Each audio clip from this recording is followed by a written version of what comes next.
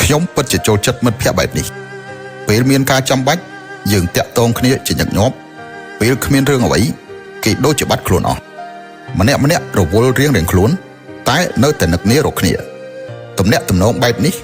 មិនត្រូវការថែរក្សាជាប្រចាំទេតែវាពិតជារឹងមាំមែនទែនការរកមិត្តភក្តិមិនចាំបាច់ត្រូវរកអ្នកមានលុយឬអំណាចទេតែត្រូវរកអ្នកដែលមានចិត្តល្អនិងស្មោះត្រង់មិត្តពិតប្រាកដតែងតែជិះចេញពីអ្នកនៅពេលដែលអ្នកជោគជ័យរុងរឿងតែនឹងប្រញាប់មករកអ្នកភ្លាមនៅពេលដែលអ្នកជួបបញ្ហាលំបាកហើយមិនដែលគ្រាន់តែឈរមើលដោយដៃទទេនោះទេ